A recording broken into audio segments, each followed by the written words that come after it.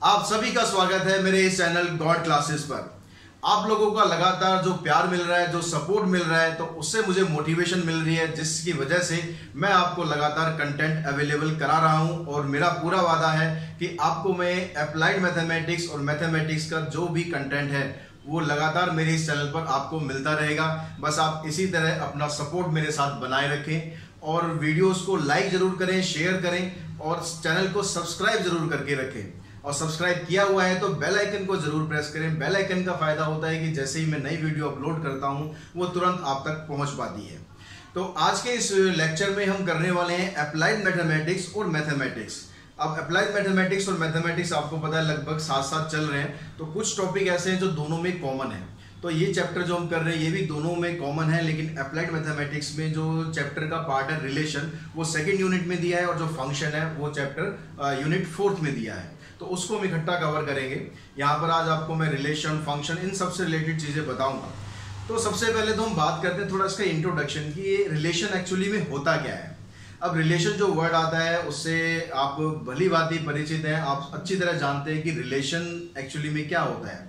एक मदर का अपने बेटे के साथ रिलेशन होता है, बहन भाई का रिलेशन होता है, फ्रेंड्स का रिलेशन होता है, टीचर और स्कूल का रिलेशन होता है, या फिर जो मैनेजमेंट है और उनका टीचर का आपस में एक रिलेशन होता है। मतलब हम लोग कहीं ना कहीं किसी ना किसी रिलेशन से जरूर बाउंड होते हैं हमारी डेली लाइफ में। अगर यही चीज़ हम मैथमेटिक्स में अप्लाई करते हैं, वहाँ पर लोग तो नहीं है लेकिन वहाँ पर क्या है, नंबर्स है। जब हम नंबर्स में आपस में कुछ रिलेशन बता देते हैं तो उसी को रिलेशन बोलते हैं। जैसे मैं कह दूं कि भाई x is greater than y, या फिर x is 2 greater than y, या line L1 is parallel to line L2, या this angle is perpendicular to this angle. तो यहाँ पर क्या हो रहा है, उन सभी का आपस में कुछ ना कुछ क्या बन रहा है, एक बॉन्ड बन रहा है, एक रिलेशन बन रहा है। लेकिन यहां पर एक चीज हमें समझनी जरूरी है कि जब भी हम रिलेशन बनाते हैं तो वहां पर हमेशा कम से कम 2 ऑब्जेक्ट्स का होना जरूरी है। अकेले का तो रिलेशन हम कुछ बना नहीं सकते ना, उसके साथ कोई ना कोई एक चीज और होनी चाहिए जिसके साथ हम रिलेशन बनाते हैं। तो रिलेशन का तो बेसिकली कुछ ऐसा मैथमेटिकली डिफरेंट मीनिंग नहीं है, सेम मीनिंग है जो हम रिलेशन डेली लाइफ में यूज करते हैं। अब रिलेशन आगे प्रोसीड करने से पहले कुछ और चीजें हैं जो आपको जानना जरूरी है।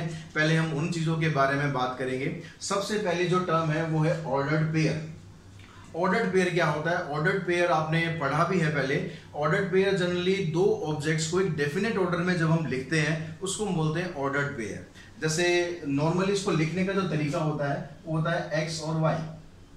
इसमें जो एक्स होता है इसको हम बोलते हैं फर्स्ट कंपोनेंट या फर्स्ट एलिमेंट, और जो y हो गया ये हो गया सेकंड एलिमेंट। अब ये जो चीज आपने लिखी है इससे आप फेमिलियर है बहुत अच्छे तरीके से। जब आपने ग्राफ बनाए थे वहां पर आप कोऑर्डिनेट्स लिखते थे, तो कोऑर्डिनेट्स कैसे लिखते थे? ऐसे तो लिखते थे हम। अगर आप लिख रहे हैं ऐसे 2 3 तो इसका मतलब x की वैल्यू 2 थी, y की वैल्यू 3 थी। फिर आप इनको क्या करते थे, ग्राफ पे प्लॉट करते थे। और तो आपने डिफरेंट तरीके से यहाँ पर कभी आप माइनस लिया, कभी आपने प्लस लिया, ठीक है। यहाँ पर इस तरह से हम ऑर्डर्ड पेयर लिखते थे, इन्हीं को ही ऑर्डर्ड पेयर बोलते हैं। तो ऑर्डर्ड पेयर को लिखने का जो तरीका होता है, स्टैंडर्ड फॉर्म होती है वो नॉर्मली हम एक्स वाई के फॉर्म में लिखते हैं। एक्स होता है फर्स्ट एलिमेंट और वाई होता है सेकंड एलिमेंट, ठीक है। अब यहाँ पर इक्वलिटी ऑफ ऑर्डर्ड पेयर की जब हम बात करते हैं तो अगर हम कहते हैं कि 2 ऑर्डर्ड पेयर आपस में इक्वल हैं, तो 2 ऑर्डर्ड पेयर आपस में इक्वल है। सपोज मैं एक ऑर्डर्ड पेयर लेता हूँ एक्स वाई, एक ऑर्डर्ड पेयर ले रहा हूँ मैं 2 3, और यहां पर मैं कह रहा हूं कि ये दोनों ऑर्डर्ड पेयर आपस में इक्वल है। तो ऑर्डर्ड पेयर इक्वल होने का मतलब क्या हो गया कि जो दोनों का फर्स्ट एलिमेंट है, यहां पर फर्स्ट एलिमेंट ये है, यहां पर फर्स्ट एलिमेंट ये है, तो ये दोनों आपस में क्या हो जाएंगे, इक्वल हो जाएंगे। यानी x की वैल्यू आपको क्या मिल जाएगी, x की वैल्यू 2 हो गई। सेम ऐसी जो सेकंड एलिमेंट है, यहां पर जो इसका सेकंड एलिमेंट है उसके बराबर हो जाएगा, यानी y की वैल्यू आपको मिल जाएगी 3। तो जब भी आपको 2 ऑर्डर्ड पेयर इक्वल दिए हुए हैं दैट मीन्स उनका दोनों का कोरस्पॉन्डिंग एलिमेंट्स हमेशा बराबर होता है। कोरस्पॉन्डिंग मींस इसका फर्स्ट एलिमेंट तो उसका भी आपको फर्स्ट एलिमेंट लेना है, इसका सेकंड एलिमेंट है तो इसका भी आपको सेकंड एलिमेंट लेना है। मान लो मैं ऑर्डर्ड पेयर में लिखता हूं कि 2x - 1 और 2y। एक ऑर्डर्ड पेयर मैंने ये लिखा, दूसरा ऑर्डर्ड पेयर मैंने लिखा यहाँ पर 7 और 6। तो यहाँ पर जब ये ऑर्डर्ड पेयर आपस में इक्वल है दैट मींस 2x - 1 यहाँ पर जो फर्स्ट एलिमेंट है वो इसके फर्स्ट एलिमेंट के इक्वल होगा। यहाँ पर आ गया 7, तो यहाँ से आप x की वैल्यू फाइंड कर सकते हैं। तो x की वैल्यू आ गई यहाँ पर 4। जो सेकंड एलिमेंट है वो है यहाँ पर 2y, इधर सेकंड एलिमेंट हो गया 6, यानी y की वैल्यू मिल गई आपको 3। तो इस तरह से इक्वलिटी ऑफ ऑर्डर्ड पेयर के क्वेश्चन आप सॉल्व करेंगे। उसके बाद नेक्स्ट आता है ऑर्डर ट्रिपलेट। ट्रिपलेट नॉर्मली हम कम यूज करते हैं, लेकिन ट्रिपलेट भी आपको पता तो एटलीस्ट होना चाहिए। जैसे यहाँ पर 2 एलिमेंट थे, ऑर्डर्ड पेयर, पेयर का मतलब 2 एलिमेंट, लेकिन यहाँ पर जब ट्रिपलेट हो गया तो क्या हो जाएगा, 3 एलिमेंट हो जाएंगे। 3 एलिमेंट कैसे आ जाएंगे, x, y एंड z। यहाँ पर ये फर्स्ट एलिमेंट हो जाएगा, ये सेकंड एलिमेंट हो जाएगा, और z जो है वो थर्ड एलिमेंट हो जाएगा। इसको हम ट्रिपलेट को नॉर्मली यूज करते हैं 3D ज्योमेट्री में, क्योंकि 3D ज्योमेट्री में 3 एक्सेस आ जाते हैं, लेंथ हो जाती है, ब्रेड्थ हो जाती है और हाइट हो जाती है, तो वहां पर आप ट्रिपलेट का यूज करते हैं। तो ये तो था हमारा बिल्कुल बेसिक कि ऑर्डर्ड पेयर क्या है, कैसे हम बनाते हैं। तो अब उसके बाद हम बात करेंगे कार्टेशियन प्रोडक्ट। बहुत इंपॉर्टेंट टर्म है, लेकिन उससे पहले इसकी कुछ प्रॉपर्टीज और हैं, वो मैं आपको और क्लियर करता हूं। तो बच्चों, ऑर्डर्ड पेयर से रिलेटेड कुछ एक ऐसी बातें हैं जो इंपॉर्टेंट टर्म्स है और आपको वो याद रखनी चाहिए, ताकि आप कभी किसी कंफ्यूजन का शिकार ना हो। देखिए, सबसे पहली बात तो कि किसी भी ऑर्डर्ड पेयर में जो एलिमेंट होते हैं वो बहुत इंपॉर्टेंट होते हैं। एलिमेंट का जो ऑर्डर होता है वो बड़ा इंपॉर्टेंट होता है। कि अगर आपने यहाँ पर लिखा है एक्स वाई और यहाँ लिख दिया वाई एक्स, यानी ऑर्डर आपने चेंज कर दिया। ऑर्डर चेंज करने पर क्या होगा, आपका ऑर्डर्ड पेयर बिल्कुल चेंज हो जाएगा। जैसे अगर आपने ग्राफ जब बनाए थे तो ग्राफ में आप लिखते थे कई बार 2 3, अगर आपने लिखा तो 2 3 को जब हम प्लॉट करेंगे तो क्या आएगा, यहाँ पर मान लो 2 है और y की वैल्यू यहाँ 3 है, तो यहाँ पर पॉइंट आता था आपका। लेकिन अगर आपने लिख दिया यहाँ पर 3 2, तो क्या ये पॉइंट सेम रहता है, तो यहाँ पर पॉइंट भी डिफरेंट हो जाता है, क्योंकि यहाँ पर x की वैल्यू क्या होगी, अब आपकी x की वैल्यू 3 होगी, y की वैल्यू 2 होगी, यानी पॉइंट यहाँ पर आएगा। तो इन दोनों केस में आप देख रहे हो कि यहाँ पर जो 2 3 है और 3 2 है, दोनों अलग अलग पॉइंट है, अलग अलग कोऑर्डिनेट हैं, यानी इनकी वैल्यू भी डिफरेंट होती है। तो कभी भी आप जब ऑर्डर्ड पेयर लिखेंगे और इस तरह से एलिमेंट अगर आप लिखते हैं, दैट मीन्स वो आपस में इक्वल नहीं है, unless x equals to y। यानी जब x और y दोनों आपस में बराबर हो जाए तब आप उसको जैसे मर्जी लिख सकते हैं, तब कोई फर्क नहीं पड़ता। जैसे अगर हमने लिखा 1 1, ठीक है, 1 1 लिख रहे हो तो आप x की वैल्यू भी 1 है, y की वैल्यू भी 1 है। अब उसको आप इक्वल्स टू में दोबारा, मान लो मैं इस 1 को पहले लिख दूं, इस 1 को बाद में लिख दूं, तो कोई फर्क तो पड़ना नहीं है। जैसे अगर मैं यहाँ पर एलिमेंट लिख दूं 2 2 और यहाँ पर भी एलिमेंट दूं मैं 2 2, तो दोनों की अगर मैं प्लॉट करूंगा तो पोजीशन तो सेम ही आनी है। x की वैल्यू 2, y की वैल्यू 2 इधर आ जाएगी, सेम ऐसे x की वैल्यू 2, y की वैल्यू 2 सेम आ जाएगी। यानी जब दोनों एलिमेंट्स सेम है तो ऑर्डर्ड पेयर पे कोई फर्क नहीं पड़ेगा, लेकिन एलिमेंट्स अगर डिफरेंट है तो एक्स वाई और वाई एक्स दोनों अलग अलग टर्म्स है, एक टर्म नहीं है। अब नेक्स्ट पॉइंट है यहाँ पर ये जो कर्ली ब्रैकेट है। कर्ली ब्रैकेट के बारे में हम काफी कुछ पढ़ चुके हैं सेट्स वाले चैप्टर में। एक कर्ली ब्रैकेट होता है और अगर आप स्मॉल ब्रैकेट यूज करते हैं, ये दोनों भी आपस में इक्वल नहीं है। कर्ली ब्रैकेट जब आप लगा देते हैं तो क्या बन जाता है, सेट बन जाता है। और अगर आपने ये ओपन ब्रैकेट लगाई है, दैट मींस ये ऑर्डर्ड पेयर है। तो दोनों बिल्कुल डिफरेंट थिंग है, ठीक है। ये जो अगर आपने ये ब्रैकेट लगा दी तो ये सेट बन गया, ये एक डिफरेंट थिंग है। आप ऑर्डर्ड पेयर लिख रहे हैं, ये एक डिफरेंट चीज है। तो ये दोनों आपस में इक्वल नहीं होते हैं। तो इस तरह की कोई भी कंफ्यूजन आपके दिमाग में नहीं होनी चाहिए। अब हम बात करते हैं बहुत इंपॉर्टेंट टर्म, कार्टेशियन प्रोडक्ट।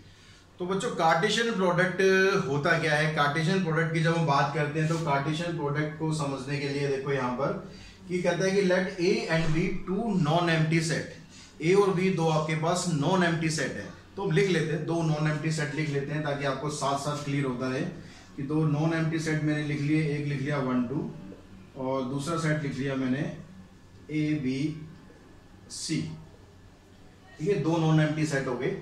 अब the set of all ordered pair X Y, यानी जितने भी हम इसके ऑर्डर्ड पेयर बनाएंगे, यानी ऑर्डर्ड एक्स वाई लिख रहे हैं, दैट मींस आप ऑर्डर्ड पेयर लिख रहे हैं, तो जितने भी ऑर्डर्ड पेयर हम इसके बनाएंगे उनका जो सेट होगा उसको हम बोलते हैं कार्टेशियन प्रोडक्ट।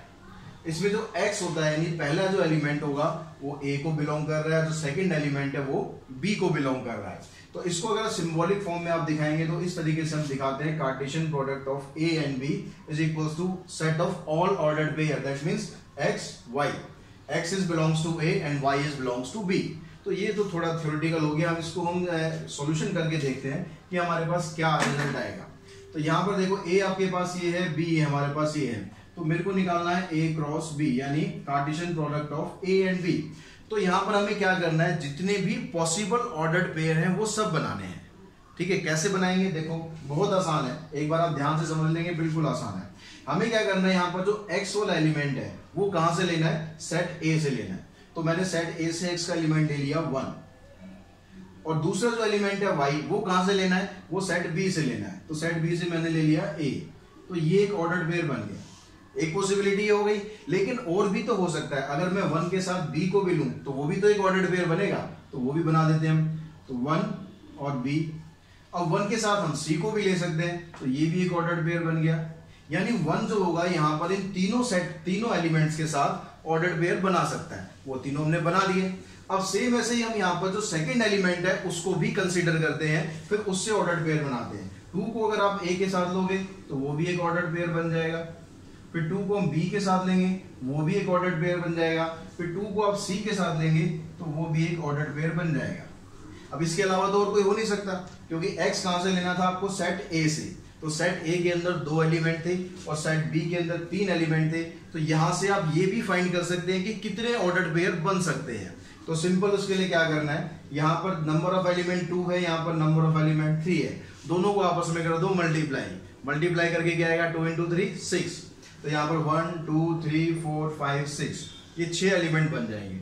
अब ऑर्डर्ड पेयर जब आप निकालेंगे, कार्टेशियन प्रोडक्ट जब निकालेंगे, तो जरूरी नहीं कि आपको A क्रॉस B निकालना है, आप इसको उल्टा भी कर सकते हैं, B क्रॉस A भी कर सकते हैं आप। तो जब आप इसको B क्रॉस A करेंगे तो क्या होगा, तो B क्रॉस A का मतलब है आपको जो पहले एलिमेंट है वो B का लिखना है, और B कहां से ले रहे हैं हम, Y में से ले रहे हैं, तो यानी पहले आपको एलिमेंट यहां से लेना है A, दूसरा जो एलिमेंट है वो हमें लेना है X से, यानी A1। ठीक है, A का जो ऑर्डर्ड पेयर है 1 के साथ भी बन सकता है, A का ऑर्डर्ड पेयर 2 के साथ भी बन सकता है, तो A1 भी हो सकता है और A2 भी हो सकता है। ऐसे ही अगर आप B के साथ बनाएंगे, B1 भी हो सकता है, B2 और C1 एंड C2। यहां पर ये ब्रेसेस जरूर लगा दे रहे हैं, क्योंकि ये ऑर्डर्ड पेयर क्या होता है, कार्टेशियन प्रोडक्ट क्या होता है, सेट होता है, set of all ordered pair, तो ये ब्रेसेस भी लगाने जरूरी है, तभी ये सेट बनेगा। अब B क्रॉस A भी निकाल लिया हमने, A क्रॉस B भी निकाल लिया, A क्रॉस A भी निकाल सकते हैं क्या, वो भी निकाल सकते हैं। वहां पर हम क्या कर रहे हैं, A का जो ऑर्डर्ड पेयर है वो A के साथ ही बना रहे हैं, तो इसको हम कैसे करेंगे, देखो A क्रॉस A का मतलब हो गया A के एलिमेंट को A के एलिमेंट के साथ ही करना है। तो इसको आप यहाँ पर 1 का एलिमेंट, इसको मैं एक बार और लिख लेता हूं, आपको आसानी रहेगी। तो A मैंने एक बार दोबारा और लिख लिया यहाँ पर,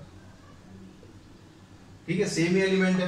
तो 1 का जो ऑर्डर्ड पेयर है 1 के साथ भी बन सकता है, यानी यहां पर बन गया 1 1, और 1 का ऑर्डर्ड पेयर 2 के साथ भी बन सकता है, 1 2। फिर इसके बना दिए हमने 2 इसके साथ, अब 2 के साथ बनाते हैं, तो 2 के साथ ये 1 भी बन सकता है ऑर्डर्ड पेयर, और 2 के साथ ये 2 भी आ सकता है। तो यहाँ पर 4 ही एलिमेंट आएंगे, क्योंकि यहाँ पर 2 एलिमेंट है, यहाँ भी 2 एलिमेंट है, इसको आप मल्टीप्लाई कर देंगे तो 2 × 2 4 एलिमेंट आ जाएंगे ऑर्डर्ड पेयर में। तो यहाँ पर 1 2 3 4 ये आपके कार्टेशियन प्रोडक्ट के ऑर्डर्ड पेयर बन गए, जिसमें 4 एलिमेंट आएंगे। इसी तरह से आप अगर आप B क्रॉस B भी निकाल सकते हैं, वो भी ऑर्डर्ड पेयर सारे आप बना सकते हैं। कितने बनेंगे वहां पर, यहाँ पर देखो 3 एलिमेंट है, 3 को 3 से मल्टीप्लाई कर दो, यानी आपके 9 ऑर्डर्ड पेयर बन जाएंगे। अब इससे रिलेटेड जो कुछ और प्रॉपर्टीज हैं, कुछ और ऐसी चीजें हैं, इंपॉर्टेंट फैक्ट्स हैं जो आपको याद रखने चाहिए, वो भी मैं आपको क्लियर करता हूं अभी। तो बच्चों, कार्टेशियन प्रोडक्ट से रिलेटेड कुछ है कि फैक्ट्स हैं जो आप याद रखेंगे तो बड़ा आसान रहेगा आपको क्वेश्चन सॉल्व करने में, और कोई कंफ्यूजन आपको नहीं होगी। तो फर्स्ट पॉइंट है, कहता है A cross B is not equals to B cross A। Cross मतलब यहाँ पर मैं कार्टेशियन प्रोडक्ट के लिए यूज कर रहा हूँ। तो यहाँ पर कहता है कि A और B का जो कार्टेशियन प्रोडक्ट है वो B और A के कार्टेशियन प्रोडक्ट के बराबर नहीं होगा unless A equals to B, यानी सेट A और सेट B अगर दोनों बराबर हैं तो चाहे आप A क्रॉस B निकाल लें या फिर B क्रॉस A निकाल लें, वो हमेशा आपस में बराबर ही आएगा। लेकिन उसके अलावा हमेशा अनइक्वल होगा, बराबर नहीं आएगा अगर A और B दोनों डिफरेंट सेट हैं। सेकंड पॉइंट में कहता है कि A cross B equals to 5 and 1 और बोथ आर एम्प्टी सेट। अगर A और B में से कोई एक भी एम्प्टी सेट है या दोनों ही एम्प्टी है, तो उसका जो A क्रॉस B आएगा वो भी एम्प्टी सेट आएगा। उसको आप ऐसे भी समझ सकते हो कि जैसे अगर आपके पास सेट A में 2 एलिमेंट है, सेट B के अंदर 0 एलिमेंट है, नल सेट है, तो उनको जब आप मल्टीप्लाई करेंगे 2 × 0 तो 0 हो गया, यानी कोई भी एलिमेंट उसमें नहीं आ सकता। अगर A और B set A non empty है, मतलब उसके अंदर कुछ ना कुछ है, और बी भी नॉन एम्प्टी है, तो ए क्रॉस बी करेंगे या बी क्रॉस ए करेंगे वो भी हमेशा नॉन एम्प्टी ही आएगा। नेक्स्ट है, कहता है A and B are non empty finite set. ये बड़ी इंपॉर्टेंट चीज है, यहाँ पर ए और बी कहता है नॉन एम्प्टी और फाइनाइट है, मतलब उसको हम काउंट कर सकते हैं। तो अगर आप वहां पर ए क्रॉस बी निकालते हैं तो वो भी फाइनाइट आएगा। और कितना आएगा ये मैंने आपको ऑलरेडी एक्सप्लेन कर चुका हूं मैं, कि सेट ए के अंदर अगर 2 एलिमेंट है, सेट बी के अंदर 3 एलिमेंट है, तो ए क्रॉस बी के अंदर 2 into 3 यानी 6 एलिमेंट आएंगे। तो इसलिए यहाँ पर n मतलब cardinal number of Cartesian product of A and B equals to cardinal number of set A into में cardinal number of set B. Theoretically आप इसको ऐसे बोल सकते हैं। और दूसरी चीज ये होगी, चाहे आप ए क्रॉस बी निकालें या बी क्रॉस ए निकालें, वो उसका कार्डिनल नंबर इक्वल होगा। ये ध्यान रखना, कार्टेशियन प्रोडक्ट इक्वल नहीं होगा, कार्टेशियन प्रोडक्ट इक्वल नहीं होगा, उसका कार्डिनल नंबर मतलब उसके नंबर ऑफ एलिमेंट सेम होंगे। आप 2 into 3 करेंगे तो भी 6 आएगा, 3 into 2 करेंगे तो भी आना तो 6 ही है, यानी नंबर उसके बराबर रहेंगे। अगर ए और बी दोनों नॉन एम्प्टी सेट है, लेकिन उन दोनों में से कोई एक या दोनों इनफाइनाइट है, इनफाइनाइट मतलब आप उसको काउंट नहीं कर सकते, तो ए क्रॉस बी जो आएगा वो भी इनफाइनाइट सेट आएगा। मान लो सेट ए के अंदर 2 एलिमेंट है, सेट बी के अंदर इनफाइनाइट है, तो उनको आप मल्टीप्लाई तो कर नहीं सकते, उनका मल्टीप्लीकेशन भी क्या हो जाएगा, इनफाइनाइट हो जाएगा, तो वो सेट भी इनफाइनाइट आएगा। तो ये सब कुछ फैक्ट्स हैं जो आपको याद रखने हैं। इससे क्या होगा, क्वेश्चंस आप बड़े इजीली कर भी पाएंगे, प्लस कुछ कंफ्यूजन अगर क्रिएट होती है तो इन फैक्ट्स की मदद से आप वो कंफ्यूजन भी दूर अपनी कर लेंगे। तो ये सारा बेसिक्स था ऑर्डर्ड पेयर के बारे में। इससे रिलेटेड हम एक्सरसाइज नेक्स्ट लेक्चर में करेंगे। वो एक्सरसाइज जो प्योर मैथ्स है उसकी फर्स्ट एक्सरसाइज भी है, लेकिन क्योंकि अप्लाइड मैथमेटिक्स की अभी एनसीईआरटी की बुक नहीं आई है तो वो क्वेश्चंस उनके भी काम आएंगे, क्योंकि टॉपिक तो दोनों का सेम ही है। तो इसलिए जो नेक्स्ट वीडियो है वो भी आप दोनों के लिए ही है, प्योर मैथमेटिक्स है या अप्लाइड मैथमेटिक्स है, तो दोनों के लिए ही इसी से रिलेटेड हम क्वेश्चंस करने वाले हैं, ऑर्डर्ड पेयर के रिलेटेड, और जो उसमें कार्टेशियन प्रोडक्ट हम निकालेंगे उससे रिलेटेड। तो आज की वीडियो में इतना ही, मिलते हैं जल्दी नेक्स्ट वीडियो में। Thanks to all of you.